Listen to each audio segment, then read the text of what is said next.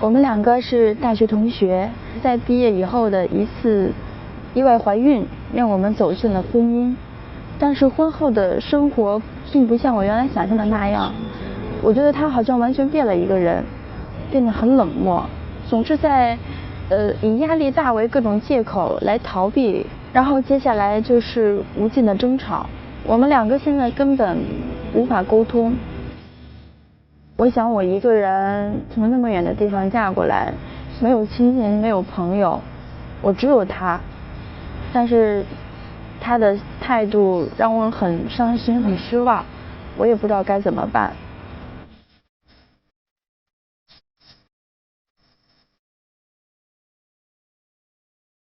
曾经的大学同学，曾经那么相爱，到今天说我们离婚吧。掌声请出这一对，掌声有请。男嘉宾小李27岁，来自河北，是一名消防员；女嘉宾小李27岁，同样来自河北。来，有请两位，有请。欢迎两位哈。他们的结婚证在谁手里？在我这儿呢。给我们说一下婚龄吧。哎呀，这对儿这个婚龄不短啊，是2011年11月22日领的证。27、23岁就结婚了？啊，对。那不是大学一毕业就结婚了吗？啊，没错。为啥那么急着就结了？那时候我们也是发现她怀孕了，然后就是一系列的原因就结婚了。奉子成婚啊，对，可以这样说。那个时候是我特别想结婚，因为怀孕了嘛，我觉得我们两个处了1年多，我觉得感情特别好，我就想结婚。但是没有想到，就是说现在总想离婚，总觉得上不了道。为什么呢？婚后生活不幸福是吗？你看我们俩现在的状态啊，就是完全沟通不了。一沟通的话就吵，两个人想法呀、思想，还有那种观念，还有对一件事的看法都想不到一块。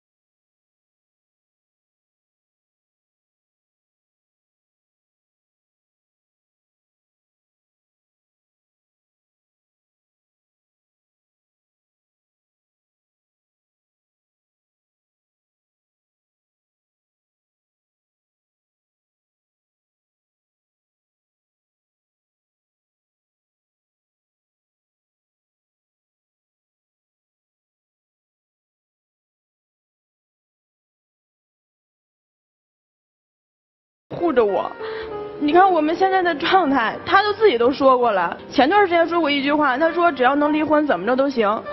我说你既然这么说了，那你净身出户得了。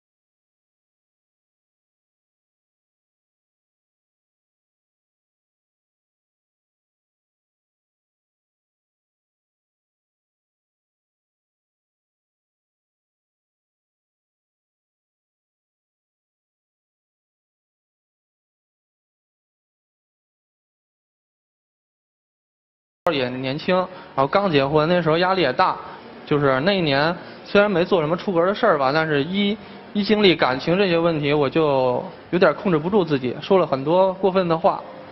反正就是在那个事儿之后不久，他还跟我提过一次离婚。一方面就是说可能婆媳关系有一点矛盾。你看女人在结完婚在怀孕的时候那么大肚子，还有生孩子的时候，还有生完孩子天天看孩子得不工作。你看我家还远，北京离乡的过来，进入他们家以后，我天天就陪着他妈一起做饭，就是没有很少有自己的内容。我一直都是觉得，因为提前结婚这个事儿，我觉得对他父母有点亏欠，可能说在人家的计划之外的一个事儿，我就一直陪着人家，我就特别想把人家哄好了，但是人家也不太喜欢我，可能，我觉得他可能这方面有原因。再一个就是这个女孩，后来他跟我提离婚，那时候我都一点都接受不了。基本听来，这个家这4年没消停过。用男生的说法，是因为避婚族，又生了孩子，对，然后压力非常大，对不对？对。女生好像对这个嫁到异地他乡心里挺委屈的，是吧？我本来不委屈的，但是说为什么，你就结婚以后慢慢的他都不护着我了。我来问可以吗？我想知道你们俩从什么时候开始第一次提离婚？他第一次跟我提离婚就是刚才说的那个，大概孩子6个月，我记得5个月吧，差不多。6个月，就是儿子5、6个月的时候，他第一次提出离婚。第二次提离婚是在什么时候？我提过太多次了，我记不太清楚了。你提离婚是真心想跟他离婚，还是说出来玩玩的？我觉得我是一个很冷静的人，我不会说因为不冷静我去说一些我不想要的东西。那就是你反复的在提离婚，这是你思考过后的。我都告法院去了，没同意。后来我就想等着半年以后2次上诉不就能离了吗？等于你已经起诉他了是吗？你们俩从什么时候开始进入到了一个经济上也独立，除了进一个门之外，还有一张纸证明你们是夫妻之外？13年那时候经济还没独立呢。13年中旬我开始上班，那时候我也想明白了，就是结婚以后这个他是真正的他。结婚以前那个就是总哄着我嘛，我觉得结婚之后他可能就是说觉得结婚这么长时间了，没有必要装了，自己是什么样的就是什么样的。但是自从我上班以后啊，他总说我什么把他跟我们的同事啊、领导啊对比什么的，说什么人家比他挣得多呀，比他有能力啊，我从来没有这么想过。那实际上面是从13年开始，你们俩在经济上独立了是吧？独立过一段时间。就 AA 了。后来又把工资卡给我了，然后这又有一次偷偷的拿回去了。你们俩明确的告诉我，就是你们俩只进一个门，还存着一个徐老师他们手里拿的这个结婚证，然后其他夫妻的这点都没有，是从什么时候开始？大概有多久？可能就是今年几个月吧，几个月之内。发生了什么？今年10月1。我们3口子出去给儿子做一个家庭作业，作业是照一张有孩子跟国庆有关的照片，照完了，然后我儿子看见那卡丁车他想坐，我以为就下车照个相什么的，就没拿钱，我就说从你那儿拿10块钱，然后不行，凭什么用我钱啊？大老爷们儿，你身上就不装钱，把车钥匙就往地上一扔，你就窝囊废。我说钱在车里边呢，我拿钥匙我就回去了，然后就车里边我就等着，后来他们也不回来，我给打电话，我说怎么还不回来啊？你回去拿钱了，你干什么去了？你也不回来，不回来，我们娘俩就在这儿等着。我就把电话挂了。我心想，我儿子还在那儿呢，那天天气也不怎么好，我还是去吧。去了我就扔那10块钱，我就想带着我儿子走。他就跟我抢儿子，在广场上，我就问儿子，我说你想跟谁走啊？他说想跟爸爸走。然后他说你跟妈妈走吧，之类的什么的，还给我2巴掌。我心想，我就别打了吧，儿子看着不心疼吗不？然后我就背着包我就坐公交去了。等到我回到家的时候，我儿子还在那儿哭呢。他完全不顾及我儿子的感受，当着儿子面吵架。但是我特别在乎我儿子的感受。他在说一件事的时候，总是把他有理的地方说出来，但是前面他没理的地方他只字不提。根本就不是从今年，从去年开始，我起诉他是去年的。从去年我觉得都。到那时候啊，我们的关系就已经挺难缓和了。然后这就慢慢的，为什么后来坚持到现在还没有离婚？那不就是考虑孩子吗？我原来想离婚的时候，我想要孩子；我现在想离婚的时候，我不想要孩子。为什么？我儿子是男孩，跟着他爸爸比较合适，再一个，他要跟着我的话，只有我自己，我父母身体也不好，我顾不上。我不想离婚，因为我觉着到现在来说，我为了他做什么都行。一个挺好的家庭，以前是那么美满，而且现在我们奋斗，有车子有房子，家里边也相对来说不缺钱花，儿子还那么可爱，他对爸爸妈妈有那么高的崇敬感，还有那么一个美满家庭的这么期待，我觉得这是我们在一起最大的动力。在婚姻存续期间，你有背叛你的丈夫吗？你指的是程度严重点的，还是不太严重的？我不知道你怎么理解背叛，你自己要按你的理解。那就是有过，因为我心里已经没有他了。你接受吗？他知道我们的事儿，我们好都知道。所以我就问你，你接受吗？我接受。好，在你的描述里面，做母亲她不合格，做妻子她不合格，做儿媳妇她不合格，那你为什么还要跟她在一起呢？我觉得他有决心，这是我特想问的。我觉得他有决心做一个好妈妈，我觉得我儿子有权利拥有一个好妈妈。离了婚之后，她依然是你儿子的妈，这个事实是改不了的。问句心里话，什么样的结果你就不过了，这个婚姻你就不要了。不可逆的错误呗。什么叫不可逆的错误？他真的心里边就是有这男的了，放不下了。我感觉我们家两个就完全不可能，过没有爱情的生活，是不是？就是，至于行为上怎样无所谓，是吧？对，他不做家务什么的，我都可以忍。不要偷换概念。他如果在心里有别的男人的情况下，你觉得不可逆；但是在行为上他有别的男人，你觉得行为也不行啊，当然不行了。好了，很多事儿已经摊在这儿了，看得也很清楚了。如果重新来，你会怎么过你们的婚姻生活？我不知道怎么着，我们俩能过好。还想过吗？不想过了。这是气话吧？不是。那今天来的目的是什么呢？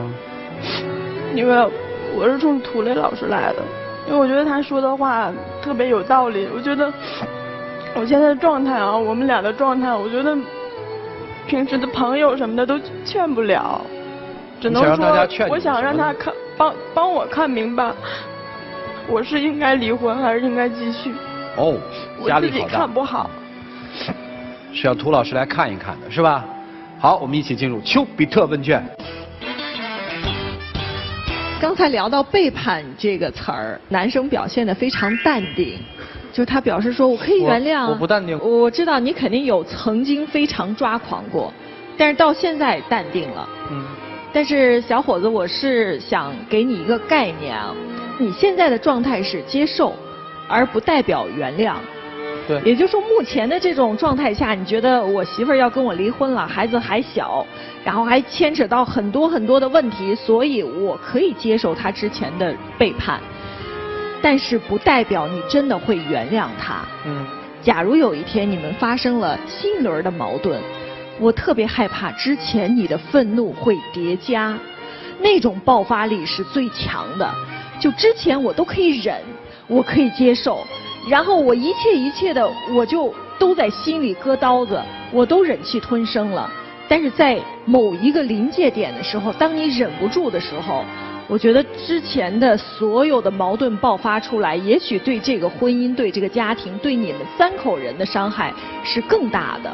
婚姻的实质啊，它的目的不是说为了不离婚，而是为了过得好。当你在这个婚姻当中感觉到严重的不舒适的感觉的时候，这个婚姻还适不适合你，真的是需要大家好好去思考一下。男孩，在女孩还在怀孕期间，你就跟别的女人有暧昧的行为啊？老师，我打断一下，那时候就是还年轻嘛，那时候也是刚结婚。你结婚了吗？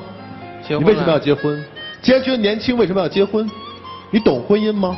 那时候懂爱情吗？但是我现在渐渐，你现在同样不懂，因为你心里根本就不爱他。如果要爱他，不可能发现自己的爱人的脖子上有吻痕，居然2天你不用去问他。换作是任何人，如果真正爱这个人的话，当时这件事就一定要有个水落石出，因为你已经不爱他了，他在你心目中已经不是爱人了，他就是孩子他妈。你只是为了这几个字儿，你在维持着现在的婚姻。你们只不过是进了同一家门，根本就不是一家人。孩子在这样的家庭里，没有爱情的婚姻里的家庭能幸福吗？绝对不能，而会一次又一次的只为10块钱让孩子受到残忍的折磨。你是为孩子好吗？根本就不是。女孩，你是够残忍的，为了10块钱，为了跟他置气，让孩子那么痛苦，怎么可能是一个妈妈应该做的事情呢？太不合格了。我们不谈一个妻子，因为你已经不爱她，对吗？但对孩子好一点好吗？你可以追求自己的生活，前提是你要做到一点，做好一个妈妈，好吗？其实前段时间吧，我也有想过，就是想离婚的这个念头，是怎么打消的呢？我儿子他问邻居家小女孩，他说：“你有妈妈吗？”然后这件事吧，我工作我没在身边，是我妈转告给我的。因为那段时间我们两个分开挺长时间了，我妈转达给我，我心里边就跟刀割一样，就是特别难过，就感觉作为一个爸爸挺不合格的。然后从那件事开始，我就感觉这个孩子需要一个妈妈，需要一个家庭。可以理解，因为我有2个小孩，我能够感同身受你所有的这种感悟。但是我教给你，你不是说不是一个合格的爸爸，而是你因为你先没有做一个合格的老公，你失去了你的爱人，孩子就失去了他妈妈。带着孩子，你可以再次追求他呀，你再次回到之前你们如何在一起的那段时光啊，让他真正能感受到你对他的爱，孩子对他的期望，兴许他会回心转意的，但绝不是说以孩子为威胁，说你必须得在这个家，即使我们不离开，要为了孩子我们要生活在一起，这是害了3个人的，兄弟，既害了你，最受害的也是孩子呀。所以说你们要先把之前的事情了断，重新开始还是有机会的，好吗，兄弟？行，谢谢老师。这男生说话呀，好像特别感悟生活，好像已经是7老80了。其实你们2人在台上，女生所有的表现就说了一句话：我背叛，我有罪，但我无所谓，因为你自私。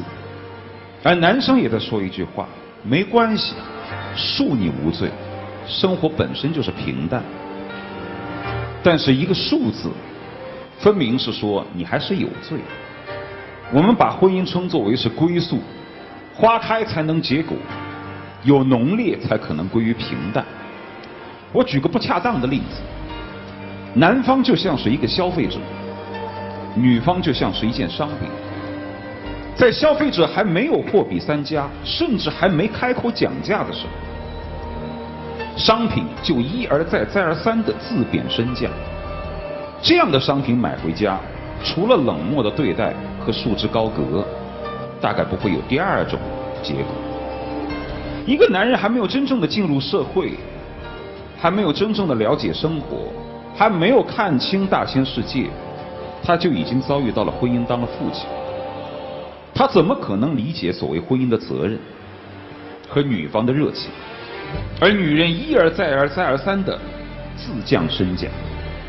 那么年轻，我就要嫁到你们家去，这是第1降；这么年轻就有了孩子，还要生给你，这是第2降；千里之外非要嫁到唐山去，这是第3降；嫁到别人家之后，看尽脸色，还要忍气吞声，这是第4降。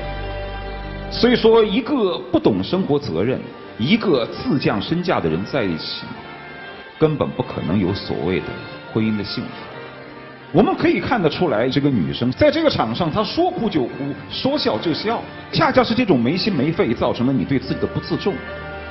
说生就生，说嫁就嫁，这种不谨慎和不自重和不矜持，虽然造成了你天真烂漫的性格，但同时也得不到男生的重视。我们可以看得出来，在这4年的过程当中，你一而再再而三的想用自降身价和努力的方式来让对方重视自己的感受，但你一直要，你就一直要不到。所以到现在基本上，你说你心死了，对方是自私的，那我就不要了，我宁愿以堂而皇之的出轨的方式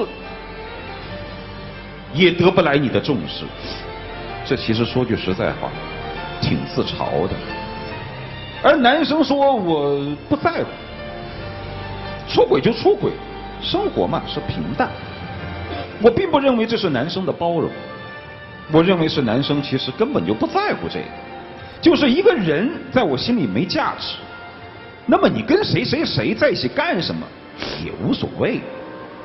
女方感情已死，男方尚未点燃，那你说你们之间还有什么呢？就你那把火一直在那儿烧，来吧，关注关注我这把火，但那就是一盆冷水，你怎么烧它也烧不热。你呢，已经快烧尽了。他口口声声说婚姻本来就是平淡，如果他迟早遇到一个能够把他燃烧的人，那你就惨了。那个时候他才不会说平淡呢。他说生命的本质就是燃烧啊，挖平淡干嘛呀？其实还是没遇对人，你不是他的催化剂，但只是可怜了孩子。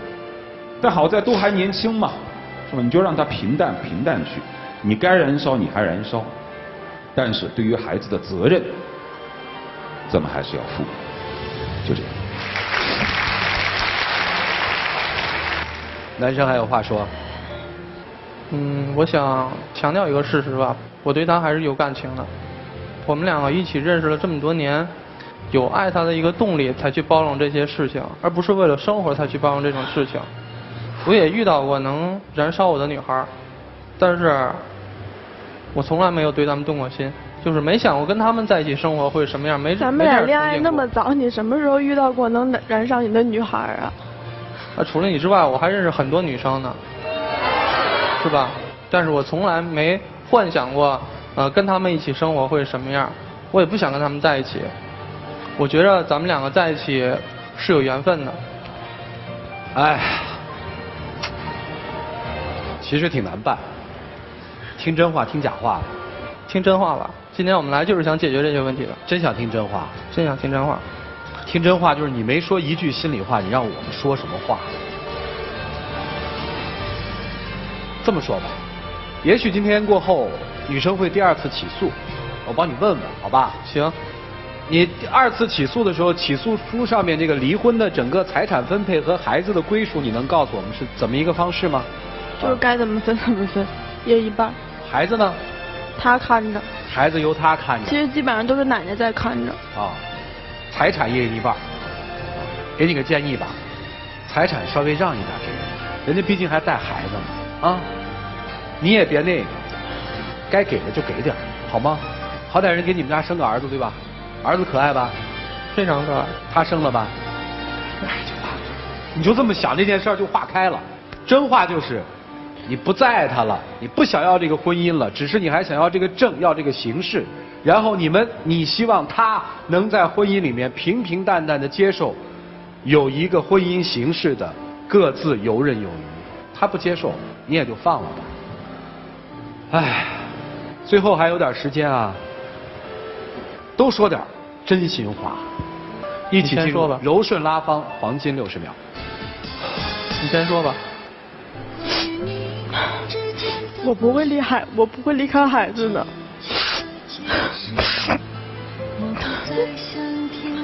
这是我唯一在乎的东西。你没有要说的吗？说实在，到现在来说，我明白了很多自己心里边。你真的吗？你一直以来，我觉得你为什么不知道你放不下的是什么？一直放不下一些东西。如果你有爱的女孩什么的，你可以去。我觉得人真的应该活得明白一点，咱们还很年轻。我想明白，我今天想明白了很多心里边以前没想明白的东西，然后。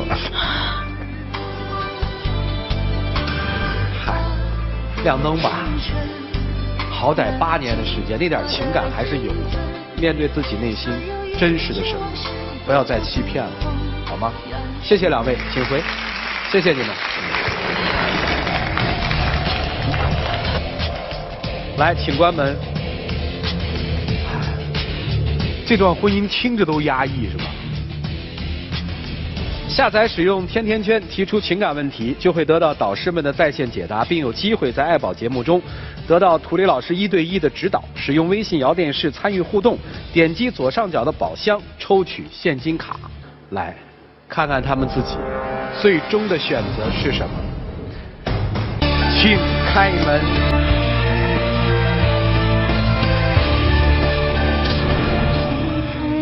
来。